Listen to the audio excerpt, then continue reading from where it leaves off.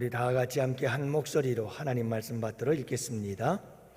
헤롯이 두로와 시돈 사람들을 대단히 노여워하니 그들의 지방이 왕국에서 나는 양식을 먹는 까닭에 한 마음으로 그에게 나와 왕의 침소 맡은 신하 블라스도를 설득하여 화목하기를 청한지라. 헤롯이 나를 택하여 왕복을 입고 단상에 앉아 백성에게 연설하니 백성들이 크게 부르되 이것은 신의 소리요 사람의 소리가 아니라 하거늘 헤롯이 영광을 하나님께로 돌리지 아니하므로 주의 사자가 곧 친히 벌레에게 먹혀 죽으니라. 하나님의 말씀은 흥왕하여 더하더라. 바나바와 사울이 부조하는 일을 마치고 마가라 하는 요한을 데리고 예루살렘에서 돌아오니라. 아멘. 할렐루야. 죽음에 대한 표현들도 참 여러 가지인 것 같아요. 우리 기독교에서는 소천하셨다, 또 작고했다, 서거하셨다, 승하하셨다, 돌아가셨다, 또 불교계 쪽에서나 우리나라 유교 전통으로 따져보면 그저 타계했다, 별세했다, 사망했다, 영면에 들었다, 기타 등등 여러 가지 많은 죽음에 대한 표현들이 있지요. 여러분, 잘 죽는 것도 좋지만 어떻게 하면 편안하게 잘 죽을까 오복 중에 하나라고 그러잖아요. 그래서 우리가 고통스럽지 않고 편안하게 잘 죽는 것도 복이죠. 근데 여러분, 편안하게 잘 죽는 복, 그것보다 더 중요한 복은 우리가 어떤 죽음을 죽든 상관없이 많은 사람들에게 참 저 사람의 삶은 훌륭했다라고 인정받고 죽는 죽음이 진정한 죽음이지요. 그게 진짜 복된 죽음인 줄로 믿습니다. 나는 아무런 고통 없이 편하게 죽었는데 다른 사람들이 나를 인정해 주지 않고 다른 사람들이 내 죽음을 슬퍼하지 않는다면 그것보다 참 불행한 죽음이 어디 있겠어요. 여러분, 좋은 죽음, 복된 죽음이라고 하는 것은 내 삶이 만들어내는 거죠. 여러분 어때요? 내가 죽으면 사람들이 뭐라고 할 것 같아요? 좀 속된 말들입니다마는 여러분, 못된 짓 하다가 죽은 사람들을 가리켜서 하는 말들이 있지요. 되졌다, 밥숟가락 놓았다, 병풍 뒤에 계신다, 강 건너 가셨다, 갔어, 떠났어, 숨을 거뒀다, 저승 갔다, 천당 갔다, 지옥 갔다, 곡성 터졌다, 숨 넘어갔다, 밥숟가락 놓았다, 호적에 빨간 줄 쳤다. 별로 좋은 말은 아니에요. 저는 이 말씀을 준비하면서 내가 죽어서 이런 말 들으면 어떡하나. 여러분, 내가 죽었을 때 참 소천하셨다, 돌아가셨다, 참 귀한 분 가셨다, 참 아쉽다, 참 좋은 분이 가셨구나, 이런 말 들으면 얼마나 좋아요. 아이고 잘 갔지, 이런 말 들으면 참 끔찍하지 않아요? 내 죽었다가도 벌떡 일어날 것 같아요. 여러분, 죽음의 종류도 참 여러 가지더라고요. 살펴보니까 살해당해 죽는 타살, 자연사, 그저 살 만큼 살고 노환으로 병들어 죽는 분들이죠. 병사, 질병으로 죽고, 객사, 타국이나 타양에서 밖에서, 전사, 나라를 위해 싸우다 죽은, 사고사, 천재지변이나 여러 가지 교통사고, 화재, 기타 등등 자연재해를 통해서 또 죽기도 하지요. 또 순교도 있습니다. 대속의 죽음도 있지요. 사형도 있고요, 자살도 있고요. 그리고 성경에 보면 죽음을 보지 않고 죽는 죽음도 있더라고요. 죽지 않았는데 죽었어요. 그 사람들이 바로 에녹과 같은 사람들이요, 엘리야와 같은 사람들은 죽음을 보지 않고 천국에 들어간 사람들이죠. 여기다 한 가지 더 곁들인다면 심판의 죽음이 있다, 이렇게 생각이 들어요. 여러분, 하나님께서 죄악에 대하여 심판하심으로, 그래서 하나님의 심판을 받아 죽는 사람들이 성경에 종종 이야기하곤 하지요. 오늘 본문에서도 헤롯의 죽음에 대해서 이야기를 합니다. 헤롯의 죽음은 어떤 죽음이었을까요? 하나님의 심판의 죽음에 가깝죠. 거의 헤롯은 하나님의 심판을 받아서 벌레가 먹혀 죽고 말았던 사람이었다, 오늘 본문 말씀 속에 기록하지 않아요? 여러분, 오늘 12장에 보면 헤롯은 첫 절 12장 1절 2절 말씀에 보면 교회를 핍박하는 자로 등장을 합니다. 교회를 핍박합니다. 그래서 야고보를 죽이죠. 그리고 베드로를 죽이려고 붙잡아 옥에 가두게 되어집니다. 이렇게 자기의 권력을 붙잡기 위해서, 또 자기의 인기를 누리기 위해서 헤롯은 사람들을 죽이는 것을 서슴지 않았습니다. 특히 교회를 핍박하느라고 교회의 지도자들을 잡아 죽이는 모습을 보게 되어지죠. 그러다가 결국 헤롯은 이 12장 마지막에서 결국 벌레에 먹혀 죽고 말았습니다. 자기의 죄, 자기의 잘못, 자기의 교만을 깨닫지 못하고 결국은 하나님의 심판을 받아 죽게 되어지는 이런 헤롯의 모습을 보게 되어집니다. 여러분, 이 헤롯의 죽음을 통해서 오늘 우리 주님께서 주시는 교훈들이 무엇일까 함께 살펴보면서 은혜를 나누고자 합니다. 헤롯은 왜 죽었을까라고 하는 건데요, 여러분, 노여움 때문에 죽었다라는 사실을 알 수가 있습니다. 20절 말씀에 보면 헤롯이 두로와 시돈 사람들을 대단히 노여워하더라, 이렇게 말씀하고 있습니다.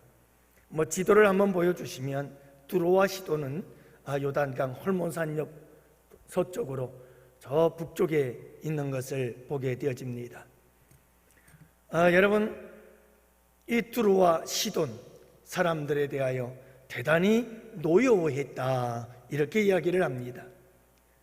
페니키아의 주요 항구 도시였던 이 두로와 시돈, 이 사람들에 대해서 지금 헤롯이 굉장히 노여워하고 있어요. 화를 내고 있다는 거예요. 분노하고 있다는 거죠. 그 이유에 대해서는 성경은 언급하지 않아요. 그런데 뭔가 마찰이 있었던 것만은 틀림이 없는 것 같아요. 여러분, 이 말씀이 무슨 말씀입니까? 이 노여워하는 것, 분노, 화를 낸다는 것은 우리에게 유익이 안 돼요. 백해무익합니다.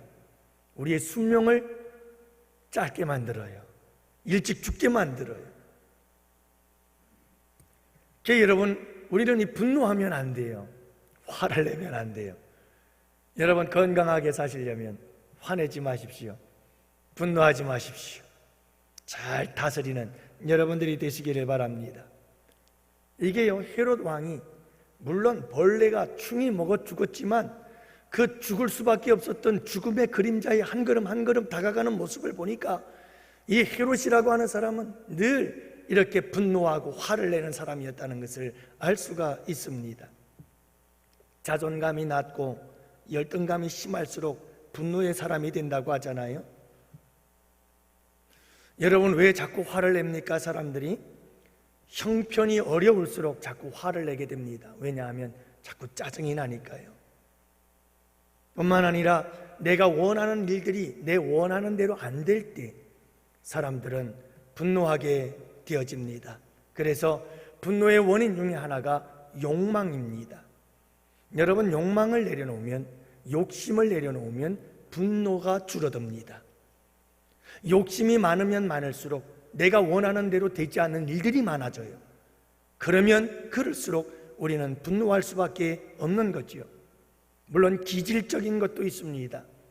내가 늘 분노하는 사람으로 타고나는 거죠. 근데요, 사실은 내가 기질적으로 그렇다 할지라도 내가 통제하고 다스리면 그 기질이 죽어지는데 그 기질을 잘 살려야 해. 타고난 소질을 개발하듯이 내가 타고난 좀 더 성격이 콸콸하고 화를 내고 분노하는 그 성격을 난 기질이 그래서 그래, 난 기질이 그래서 그래, 그러면서 자기 합리화를 시켜가면서 오히려 그 분노의 기질을 키워가요.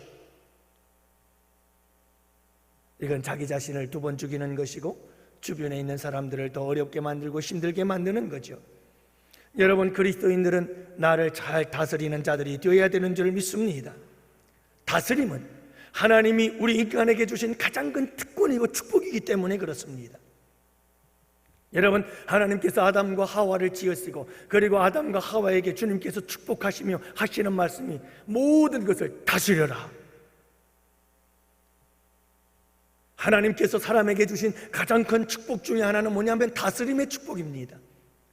그 다스림 중에서도 아담과 하와가 그냥 여지없이 사탄 마귀의 유혹에 넘어지고 쓰러진 이유가 뭔지 아십니까? 분명히 왕 같은 존재가 되어져서 다스려라 라고 말씀하셨건만 아담과 하와는 이 다스림에 실패하고 말았습니다. 외부적인 것이 아니라 바로 나 자신을 다스리는 데 실패했습니다. 그래서 하나님의 말씀에 불순종하고 말았던 거죠. 여러분, 다스림은 왕의 권한이잖아요. 누가 다스려요? 왕의 권한이죠. 하나님은 우리 인간들에게 왕의 권한을 주신 거예요. 다스림의 권한을 주신 거예요.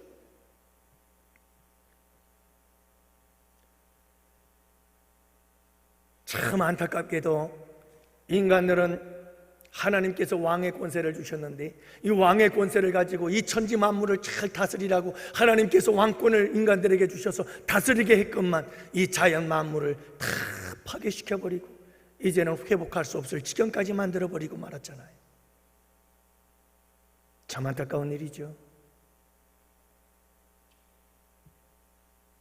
탄소를 줄이자, 그래가지고 우리 화석연료를 줄이자, 석탄을 삭히자, 그랬더니 중국이 난리예요. 아니, 도시 하나가 완전히 캄캄해지고 말았어요. 화석연료를 안 떼우니까 발전이 돌아가질 않는 거예요. 전기를 만들어내질 못해. 인도니 뭐니 여기저기서 지금 난립니다. 그러니 여러분, 지금까지 굴뚝굴뚝 공장의 굴뚝뚝 속에서 화석연료 타는 그 탄소들이 어마어마하게 배출된 거죠. 기껏 왕과 같은 다스림의 권세를 주었더니 인간들이 한 짓이 그런 짓이에요.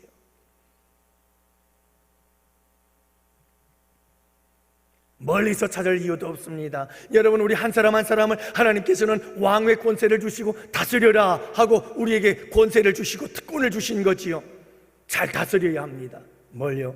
내 분노를 잘 다스려야 합니다. 내 감정을 잘 다스려야 합니다.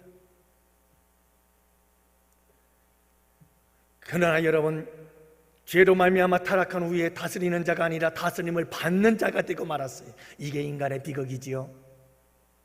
다스려야 하는 우리가 다스림을 받는 자가 되어버렸다니까요. 다시 말하면 종이 되고 노예가 되어버렸어요. 죄의 노예가 되어서 죄에 끌려다니잖아요. 우리는 예수 안에서 다시 거듭난 줄로 믿습니다. 그래서 우리는 죄를 다스리는 자가 되어야 되는 거예요. 여러분, 예수 믿지 않는 사람들은요, 죄의 권세에 끌려다닙니다. 죄에서 벗어나질 못합니다. 죄악과 함께면 사는데 그렇지 않으면 살 수 없는 사람들이에요. 사탄 마귀의 노예가 되어버렸습니다. 세상의 노예가 되었습니다. 세상이 너무너무 좋은 거예요. 여러분, 이스라엘 백성들이 왜 망했는 줄 아십니까? 하나님께서 가나안 땅을 주셨고 그 가나안 땅에서 통일 왕국 시대를 살아가다가 분열 왕국 시대가 되고 분열 왕국 시대 속에서 이스라엘이 살다가 여러분 722년 BC 북쪽 이스라엘이 먼저 아수르의 멸망을 당하고 586년 남쪽 유다는 바벨론에 의해서 느부갓네살 왕에 의해서 멸망을 당해버리고 말잖아요. 그들이 멸망한 이유가 뭔지 아십니까? 세상이 너무 좋더라, 그거예요. 그래서 세상에 한 발, 하나님께 한 발, 그래서 세상도 좋고 하나님도 좋고 두 개를 다 믿겠다고, 그게 혼합주의라는 거예요. 여러분, 가나안 땅으로 향하여 가나안 땅을 지나서 광야 40년을 지나서 가나안 땅에 들어갔는데요, 이스라엘 백성들의 문화라고 하는 것은 광야 40년 동안 하나님께 예배하고, 하나님이 가라면 가고, 하나님이 서라면 서고, 하나님께 멈추어서 제사하고 예배하고, 그냥 그것이 이스라엘 백성들의 모든 삶의 문화의 전부예요. 하나님을 찬양하고, 하나님께 예배하고, 하나님께 제사드리고, 가라면 가고 멈추라면 멈추고, 그게 이스라엘 백성들의 삶의 문화의 전부예요. 그런데 이 이스라엘 백성들이 가나안 땅에 들어갔더니 그렇게 모든 가나안 땅의 족속들은 다 죽이라고 말했건만 다 죽이지 않고 살려놓았더니, 여러분이 가나안 땅의 문화가 얼마나 화려하고 아름답고 얼마나 멋진지 모르겠어요. 세상에 이스라엘 백성들이 40년 동안 한 세대가 가고 새로운 세대가 나왔는데, 한 세대의 새로운 세대는 광야에서 하나님께 예배하고 찬송하고 기도하고, 하나님 가라면 가고 서라면 서고, 그게 그들의 문화가 전부인데, 가나안 땅에 가봤더니 새로운 세상이야. 가나안 땅의 문화는 이방 우상의 문화요, 그 우상의 문화는 온갖 음탕함과 모든 악함과 화려함과 죄악으로 가득 찬 문화로 가득 차 있어요. 그러니 눈이 돌아가지요. 눈이 뒤집히는 겁니다. 얼마나 좋은지. 아무리 선지자들을 보내도 안 돼요. 아무리 선지자들을 보내서 돌아와라 돌아와라 아무리 외쳐도 안 돼요. 때로는 채찍질을 하기도 하고 매를 들기도 해도 안 돌아와요, 안 돌아와요. 한 번 세상에 맞들인 이스라엘 백성들이 그 세상의 문화에 젖어서 돌아올 줄을 모르는 거예요. 그리고 하나님 부른다고, 하나님 믿는다고 하면서 한쪽 다리는 세상에 걸치고 살아가는 거죠. 결국은 이렇게 그들은 망하고 마는 거지요. 여러분, 인간은 이렇게 감정의 노예가 되어버리고 말았어요. 감정을 다스려야 되는데 감정의 노예가 되어졌지요. 점점 시대가 흐를수록 여러분, 이 감정 조절 장애에 얼마나 많은 사람들이, 여러분 한번 뉴스를 들어보세요. 감정을 조절하지 못해요. 욱해서 죽였다. 여러분, 그냥 화가 나서 사람을 죽였다는 거예요. 그러면 또 참 이 세상의 법은 참 자비롭기도 하지요. 의도적이고 계획적인 죄악들은, 살인들은 그건 아주 중형이에요. 그런데 순간적으로 분노가 일어나서 죽였다 그러면 형이 이만큼 감해져요.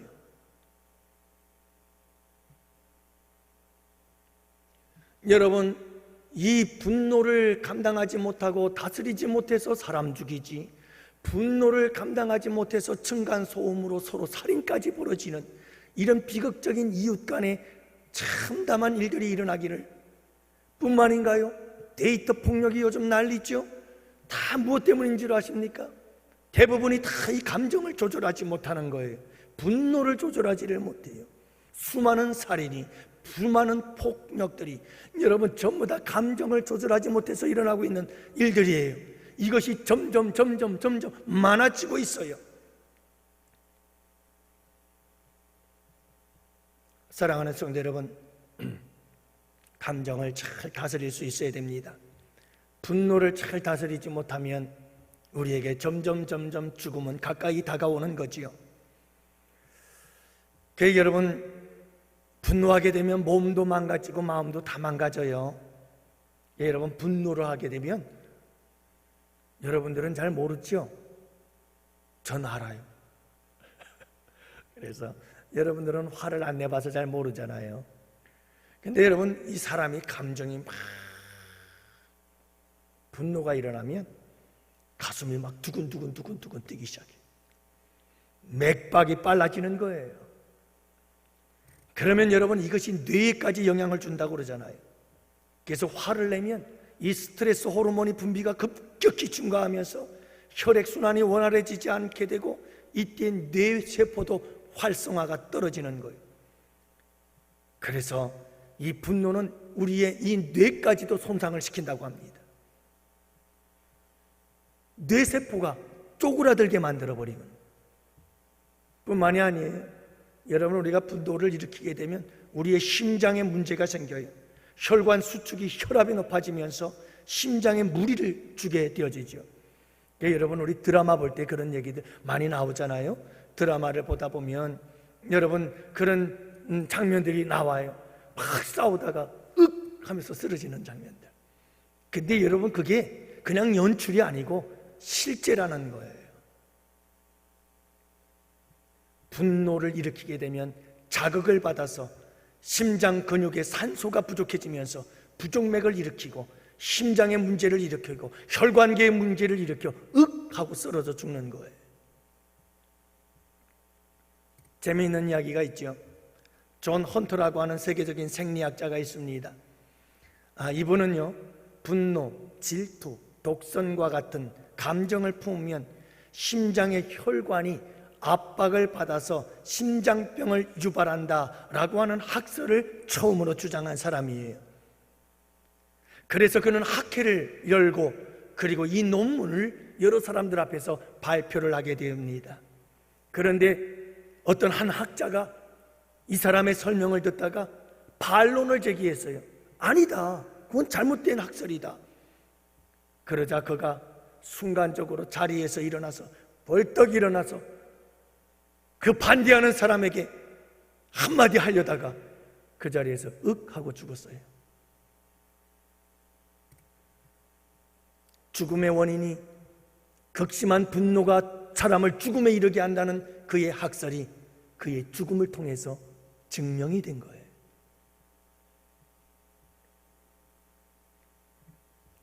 사람들이 왜 분노하는가?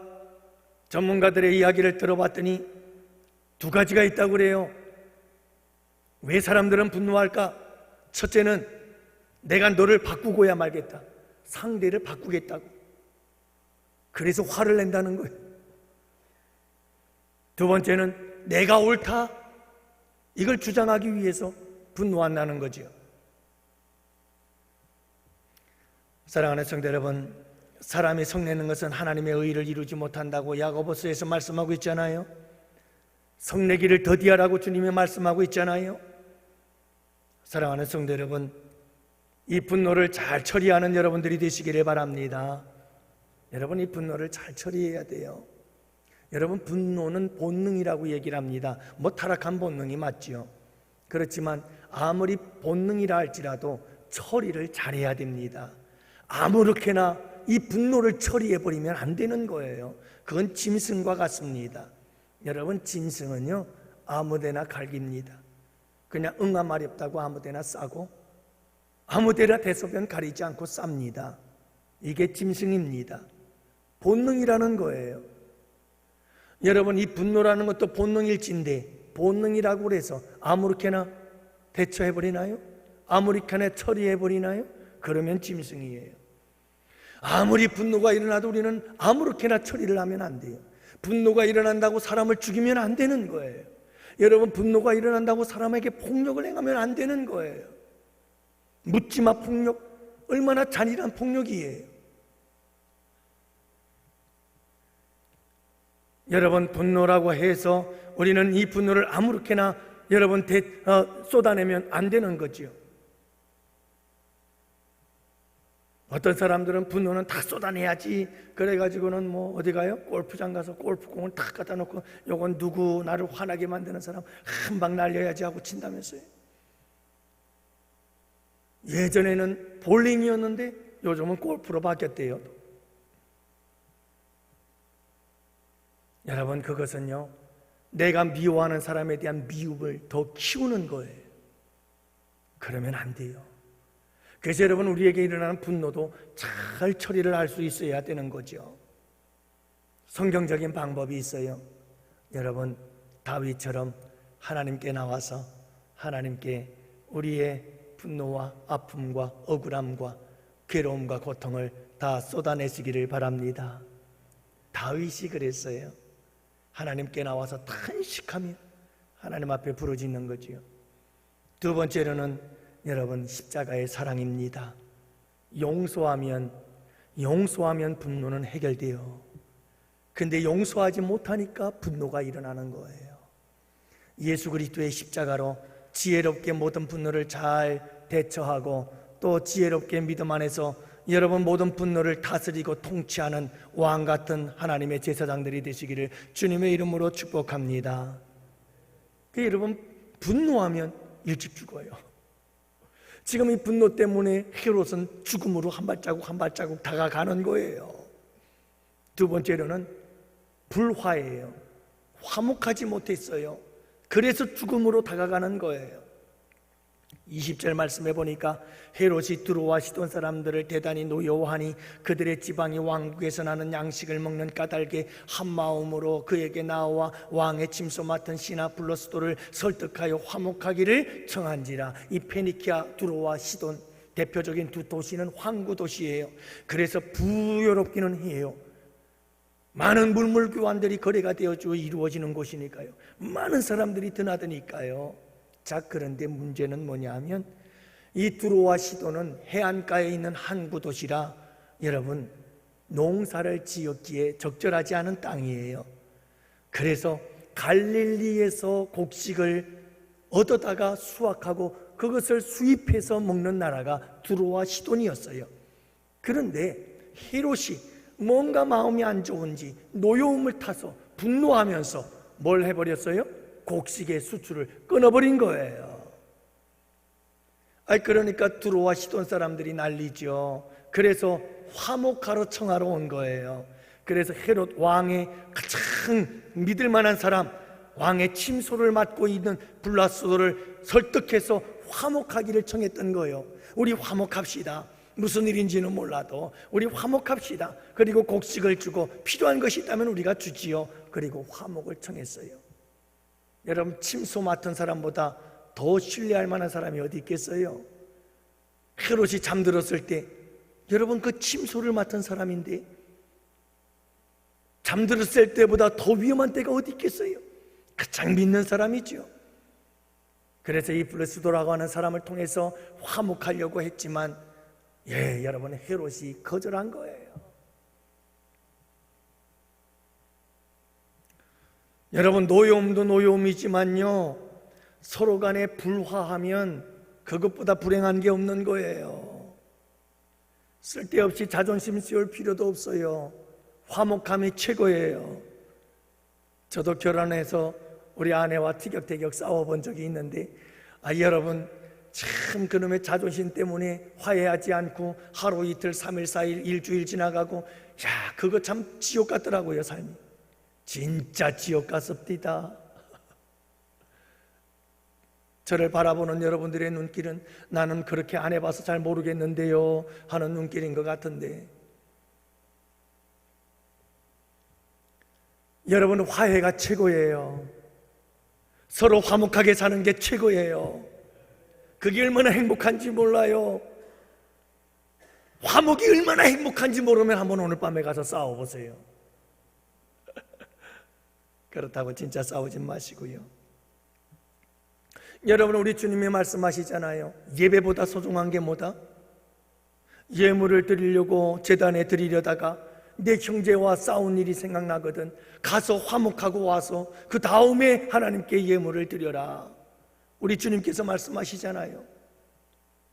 화평케 하는 자가 복이 있는 거예요. 화평의 삶이 하나님 나라의 시민의 삶의 모습인 줄을 믿으시기 바랍니다. 여러분, 십자가가 뭡니까? 화목의 상징 아니에요? 십자가를 통해서 화목의 역사를 이루지 않았어요? 둘로 하나됨을 이룬 사건, 십자가의 사건이지요.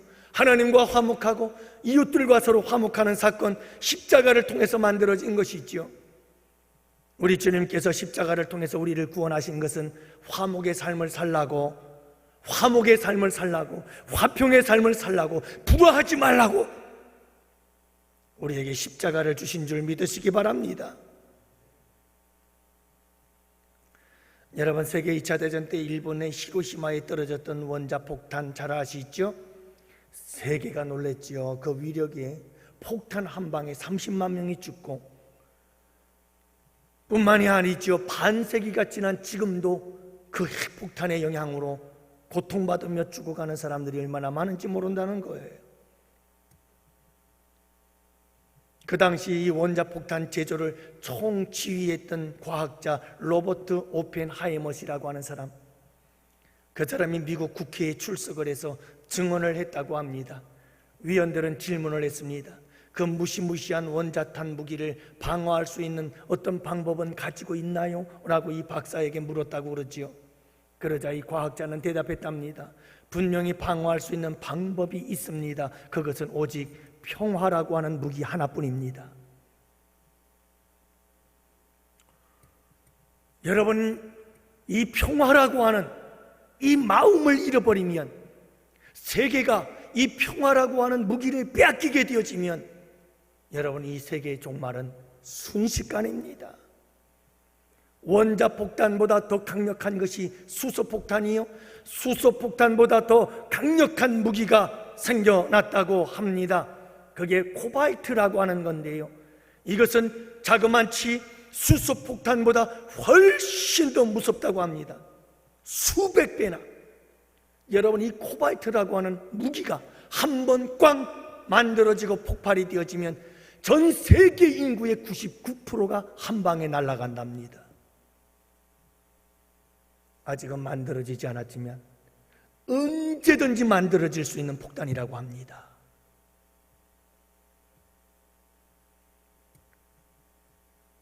여러분, 무섭잖아요.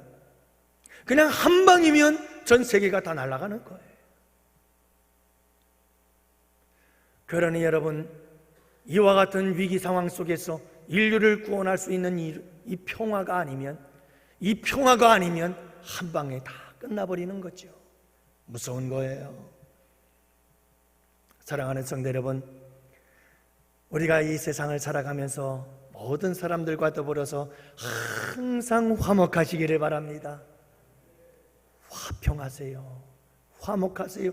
절대로 적을 만들지 말아라. 저는 우리 아이들에게도 늘 그 얘기를 해요. 얘들아, 어떤 인간관계를 맺으며 살아가는 게 세상살이고 인생이란 관계다. 인생관계를 잘 맺어라. 사람들과의 관계를 맺어라. 아무리 내 등에 못을 박는다 할지라도 절대로 적을 만들지 말아라. 적을 만들면 안 된다. 적을 만들지 말아라. 모든 사람을 용서하고 아름다운 관계를 맺어라. 화목하는 관계를 맺어라. 여러분, 언제나 어디서나 누구에게나 항상 화목의 관계를 만들어가는 여러분들이 되시기를 바랍니다. 불화하기 시작하면 그때부터 내 인생은 망가지는 겁니다. 나뿐인가요? 내 주변에 있는 모든 사람들의 인생도 함께 무너져 버리는 걸요. 절대 불화하지 마십시오. 옛날에 공작새 부부가 예쁜 외동딸 공작새를 곱게 키워서 숲으로 시집을 보냈답니다. 그런데 시집간 딸이 얼마 되지 않아서 잔뜩 풀이 죽은 채로 친정으로 날아왔더래요. 엄마, 공작새가 무슨 일이 있는지를 물어보니 딸이 하소연을 합니다. 엄마, 숲의 새들이 다 저를 따돌려요. 외로워서 견딜 수가 없어요. 남편도 나를 이해해 주지 않아요. 경험이 많은 엄마 새가 마음속에 뭔가 잡히는 것이 있었어요. 그래서 물었습니다. 야, 너 숲속에서 아무 때나 꽁지를 활짝 펴서 다른 새들 앞에서 뽐냈지? 내 말 맞지? 그러니까 여지없지요. 딸이 말합니다. 깜짝 놀라면서 말합니다. 엄마, 어떻게 알았어? 하지만 우리 꼬리는 하나님의 선물이잖아. 조금 펼치면 어때? 하나님이 주신 선물인데? 엄마가 말해줍니다. 얘야, 하나님이 주신 은사는 남을 부끄럽게 하라고 주신 것이 아니야. 남에게 유익을 주고 기쁨을 주고 덕을 세우라고 주신 것이 하나님의 은사고 선물이야. 내가 그렇게 화려한 꼬리를 활짝 펼치고 그러면 다른 사람들이 주눅이 들지 않니? 그러면서 이 딸에게 이제 가서 내 그 아름다운 꼬리지만 아무 데서나 활짝활짝 펴면 안 된다. 다른 새들이 실망하고 낙심하지 않도록 조심하거라. 그래가지고 이 딸이 다시 숲으로 날아가서 행복하게 잘 살았다는 거 아니에요? 사랑하는 성도 여러분, 서로를 배려할 줄 알아야 화목한 거예요. 여러분, 화목하기 위해서 서로가 서로를 잘 배려해 줘야 되는 거예요. 말도 조심해야 되고 행동도 조심해야 되고 그래야만 아름다운 화목을 이루어가게 되는 줄을 믿으시기 바랍니다.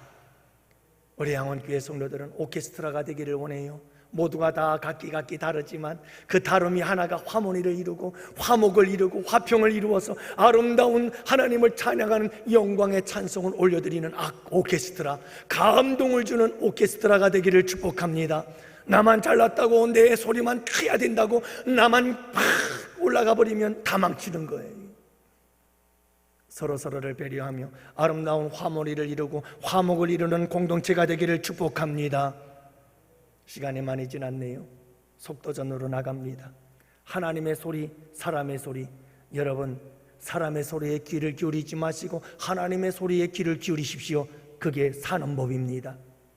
헤롯의 가장 결정적인 실수는 사람들의 소리에 귀를 기울였습니다. 그가 연설하려고 강단에 서서 연설을 하는데 백성들이 외치기 시작합니다. 야, 저 연설하는 저 사람은 저건 사람이 아니라 신이다, 신. 그러면서 막 헤롯을 지켜주니까 헤롯이 그게 진짜인 줄 알았어요. 그리고는 교만이 하늘을 찌르기 시작합니다. 사랑하는 성도 여러분, 헤롯은 사람의 소리에 묻혀버리고 말았습니다. 헤롯은 사람의 소리에 빠져버리고 말았습니다. 그래서 그는 교만할 수밖에 없었던 거지요. 그는 들어야 할 음성이 있었습니다. 사람의 소리가 아니라 하나님의 소리입니다. 여러분, 사람의 소리를 듣는 거 아닙니다. 우리 양원교회 성도들은 그랬으면 좋겠습니다. 여러분, 내가 어떤 손해를 보더라도 사람의 소리는 거절할 줄 알아야 합니다. 무조건 하나님의 소리에만 오케이 하십시오. 그것이 중요한 겁니다. 사람의 소리를 듣고 사람의 소리를 따라가면 헤롯 왕과 같이 죽습니다. 하나님의 소리를 듣고 하나님의 소리를 따라가야 삽니다. 하나님의 소리가 그게 진정한 생명의 소리인 것입니다. 하나님의 소리가 축복의 소리인 겁니다. 여기 우리 성도님들이 다 계시지만 여러분들이 저에게 무슨 말을 할 때 제가 거절한다고 여러분들 서운해하지 마십시오. 왜냐하면 사람의 소리보다 하나님의 소리를 들어야 합니다. 특히 교회의 지도자로서, 목사로서, 목회자로서, 목회자는 다른 소리 하나도 들으면 안 됩니다.